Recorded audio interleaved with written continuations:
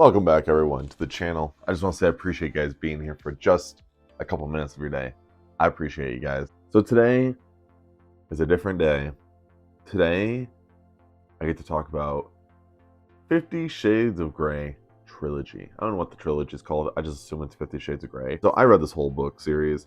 Yeah, like they're all right here. I read them all, every single one of them. And I don't even know how I feel about it. I actually put a lot of thought of how I want to review each one of these and talk about each one individually. And I would just put it in this video and then give my thoughts for the whole thing. But I'm glad I didn't do that because honestly, all these books are literally the same. I felt like I read the same exact book through all of them. And not just that, but I wanted to talk about one thing before I talk about it's still about the book, but I just want to talk about this before I begin. This book does a lot of physical and emotional abuse, so I don't recommend people actually reading this book. This book series is not good. I guess that's the simplest way to say it, but yeah, there's a lot of physical and emotional abuse that is like a thing really popular on TikTok too. There's a lot of romance novels that romanticize this, and I don't know why, because it's not healthy. And that's the thing about this book series, it's not healthy. That's kind of what my thought process is with this is, these books are full of physical and emotional abuse. So I just want to start out from the beginning. I just want to say that I don't really condone supporting these books, but I do review and talk about every book I do, read. That's the whole point of this. So yeah, if you guys don't want to watch this video or talk about or don't like this series, that's fine, perfectly fine. But yeah, so I read this whole thing. I'm gonna talk about things I just thought were really stupid, and I guess we're gonna start off with just The book is all first person, so you get to meet the main character named Anastasia Steele. And I always just thought that was interesting that her last name's Steele, and then you have Christian Grey. I'm like, okay. And before I actually get deeper into this, apparently this is a fan fiction of Twilight. Like, apparently the author ripped off a bunch of fan fiction of Twilight, which I'm like, oh, so you're like a thief. Now, I don't know if this is all 100% true, but that's just what I've been hearing. So yeah, anyway, so you get to meet Anastasia Steele. She is going to Seattle for like an interview for Christian Grey because her friend is sick and she can't do it, so Anastasia is instead. Which I feel like you could reschedule. Like, if the interview is like so important, I feel like they could reschedule. Obviously, it's a normal thing to do that if you're gonna do an interview. So just saying. But yeah, so instead they're gonna just have someone who doesn't do this stuff at all. And when you first meet Christian Grey, the way that she just describes him, he's just kind of a weird dude. Maybe that's just me. But you get, like, throughout this whole series, you get to learn about Christian's backstory through the whole time. And this is gonna sound so bad, but to me, I was like, this guy's a multi-billionaire and he's like 28. He could have been Batman. I know that sounds really weird, but like, he could have been Batman and just done vengeance and done a really good job at like saving people instead of doing what he did. And he just has a lot of issues that he twists them on Anastasia constantly. And that's like one reason why he's into like BDSM and stuff. He likes abusing women that look like his mom, which I was like, damn, dude, that's messed up. And throughout this whole, like, the first book, she doesn't do it too much with the abuse part. It's more of just like Anastasia's like, oh, I'm falling in love with him, but I don't think he loves me. And he's like telling her, he's like, no, I care about you a lot, but he never said he loves her. So I'm like, I'm assuming he probably will fall in love with her because it's a friggin' trilogy. I just assumed. At the end, she wants him to really punish him like a red. So he does, and she like cries, and Christian like holds her, and she's like, no, I'm leaving. So then she breaks up with him, which I was like, at the end of the first book, I'm like, good for her. I was actually pretty happy about those aspects, but I don't know. I also didn't like how I'm like jumping all over the place because I'm trying to get my thoughts out, and the more I'm thinking about this, the more I'm like, oh dear God. Also with the first book, when Christian like opens up to her about his lifestyle and he wants her to be a sub. He like is talking to her about like sex and stuff, and she tells him that she's like, no, well, I'm a virgin. And he gets like super mad. Like he gets so mad and he just takes her to like the other room and starts seducing her and doing things and like actually having sex with her. And my thought process is I'm like, what is going on? I'm like, I struggled with trying to believe this is actually like true. Like I couldn't sit back and be like, oh yeah, this would totally happen. I mean, it probably could have, but like still, I don't know. I just felt so uncomfortable listening to it and reading it. I'm like, why is this happening?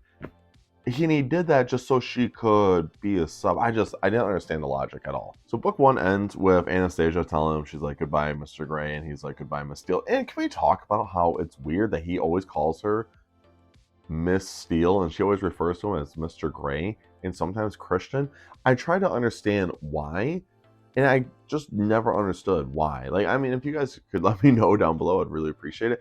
Also, what does inner goddess mean? Because she kept referring to it, she's like, my inner goddess. I'm like, bro, what does that mean? I wish I was like a little cleared up because I was like, as someone who's never read any of this stuff, I expected it to be like maybe explained a little bit, but it doesn't get explained at all.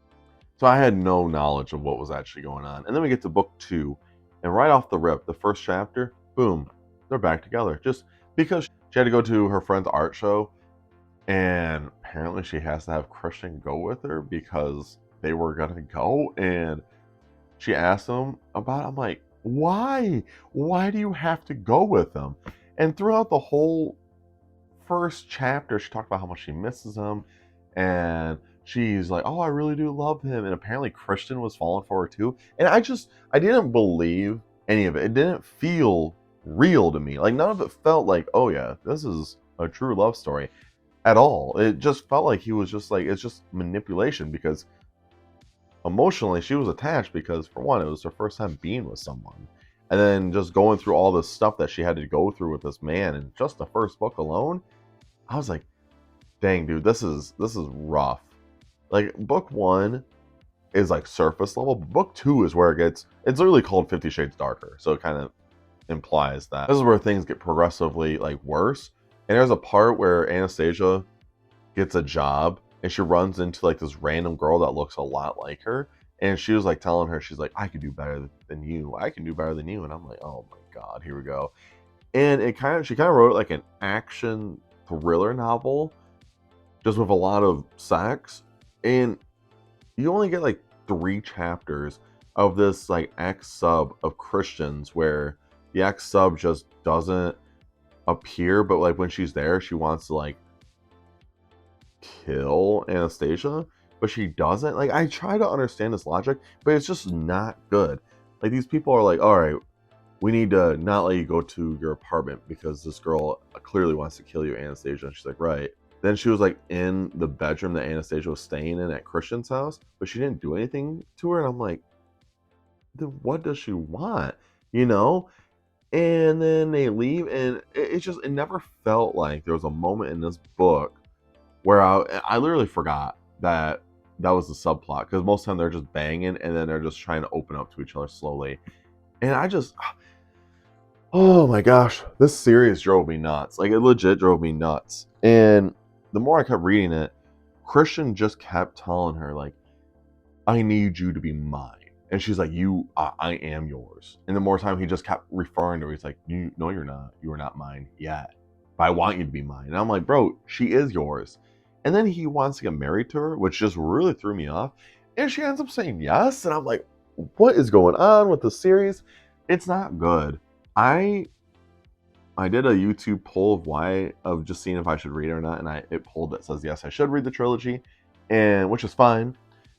I expected this to be like just a sex fest of just whatever. But like when I was reading it, I did not expect to read what I did read. I was like, oh my God, this book is bad. And to let you know, each book's like 600 pages, which just kind of sucks because it's like, oh my God, I could have just been reading something else completely. And like I said, they're all almost the same, except she put little subplots in them where you kind of forget. Like the third one. So in the second book, there's this guy named Jack that is sexually harassing Anastasia, and Christian is such a control freak that he bought her company, legit bought her company, and got him fired. The boss, which at first I was like cool with, because when she was like, when you first met him, he was just really nice. It was like Anastasia's first week, so he offered if she wanted to come out to the bar to get drinks with all the coworkers, and all that made sense. He wasn't being weird or anything, I didn't think. There was times where she would mention that he got like a little too close, but I was like, I don't know. I guess it wouldn't be something I would fear too much. But yet again, in the series, you're like, all right, maybe. But and then it got to the point where Christian was like doing things to this guy, and this guy like brought Anastasia into his office because Christian figured out this guy like sexually harassed other assistants, and then I was like, all right, I'll give it that. And Christian ended up getting that guy fired. And at the end of the book, when Christian and Anastasia announced that they were getting married, there's a mysterious guy just watching them from the Gray's house smoking a cigarette. I'm like, oh, I bet that's Jack. No way! I like how she like pulled it in a way where it's like, ooh, who is this? I'm like, this is not very good. Like, this is not good. And then as soon as, book 2 ends, book 3 starts, and it starts out with Anastasia and Gray. I think it's like the first 5 chapters. They are on their honeymoon, and literally all they're doing is just banging, talking about their feelings, which I think I like the aspects when she did have Gray open up. I was like, all right. Like, she tried to make it a point where it's like, see, this is why he does it all. And I'm like, I guess, but at the same time, I'm like, it took you 3 books. These people are getting married. Like, I feel like the first book could have covered literally everything she's doing and not have to worry about it. Gray could have opened up to her in the first book. There's just so much in this series that could have been cut into literally just 50 Shades of Grey and called it good. But instead, she kept adding more crap to it. And in the third book, you get to see Jack, and they catch him after like the first 10 or 15 chapters, something like that. And the rest of the book, it's just nothing. Like I said, this whole series just drove me nuts reading. I just sat back and went, oh my gosh. When I first started, I was looking forward to reading because I just wanted to experience smut. Because I read romance. Clearly, you guys saw my other videos of me reading romance and talking about romance. So I was like, all right, we're going to read something that's just straight up just horniness. And that's what I thought I was getting into, but I wasn't. This was just worse on all grounds. This is just a bad book series. Would I recommend this to anyone? No. Would I reread this series? No, absolutely not. Would I burn this book series and try and wipe it away from my memory? Absolutely. The thing is, I paid money for them, so I'm like, oh man. Granted, I didn't buy them new. I bought them at a used bookstore. So I gave the money to the owners and not to E.L. James. So yeah, there's that. But yes, like I said, this book series is not good at all. I've tried to read it and just actually enjoy it, but oh my gosh, it was just really bad. I couldn't stand so much aspects of the series where it's just like back and forth, back and forth, back and forth between both of them. And the thing is, Anastasia would always try to talk to Gray, and Gray's like, and he would do like sexual things to her, so she's just like forgets about having a serious conversation. Because how the author writes Gray, he is just the most attractive man in the world, and it's really hard for Anastasia to focus. But like, to me, I feel like if she wanted to actually talk to him, she could easily do it and like resist the urge to want to sleep with him.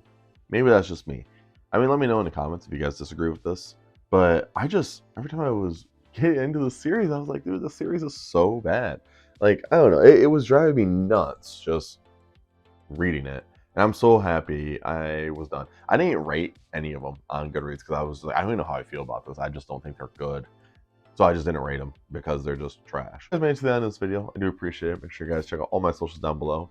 And let me know how much you guys also don't like the 50 Shades of Grey series. And why? My biggest question is, how did this sell so many copies? There had to be a reason. Maybe it was just perfect timing, good promotion, I guess. I don't know. But yeah, anyways, so make sure you guys stay safe, stay hungry, and tell someone you love them. I'll see you guys in the next video. See ya.